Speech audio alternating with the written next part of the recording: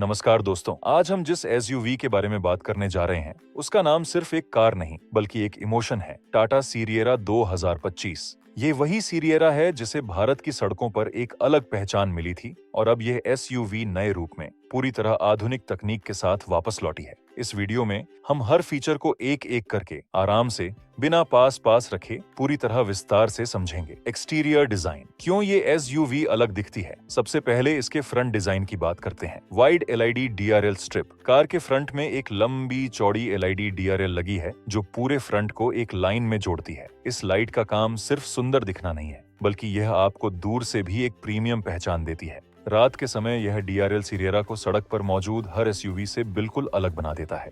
जब ये डीआरएल जलती है तो ऐसा लगता है जैसे कार की आंखें एक साथ खुल रही हों। Projector LED headlamps. अब बात करते हैं नीचे लगे प्रोजेक्टर हेडलैम्प की। ये लाइटें खास तौर पर लंबी रोशनी देने के लिए डिजाइन की गई हैं। अगर आप हाईवे पर तेज रफ्तार से चल रहे हो तो ये हेडलाइट सामने का पूरा रास्ता साफ, चौड़ा और गहरा दिखाती है। इससे रात में ड्राइविंग पहले से कहीं अधिक सुरक्षित और आसान हो जाती है। Dual tone bumper and bold grill. Sierra का फ्रंट बम्पर भारी और मजबूत बनाया गया है। ये कार को एक पावरफुल, सॉलिड एसयूवी लुक देता है। बम्पर के बीच में जो बड़ी ग्रिल दी गई है वह कार को एक कमांडिंग स्टांस देती है, जिससे यह दूर से ही दमदार दिखती है। अब धीरे से आगे बढ़ते हैं। साइड प्रोफाइल, असली पहचान। सिग्नेचर सीरियरा ग्लास एरिया। यही वो हिस्सा है जिसने पुराने सीरियरा को सबसे अलग बनाया था। इस बार टाटा ने उसी डिजाइन को आधुनिक तरीके से और भी बड़ा, साफ और प्रीमियम बना दिया है। जब आप कार के अंदर बैठते हैं तो इन बड़े ग्लासों की वजह से आपको एक क्लियर, खुला हुआ और एयर जैसा फील मिलता है। लंबी यात्रा में यह आपको थकने नहीं देता क्योंकि केबिन एकदम खुला लगता है।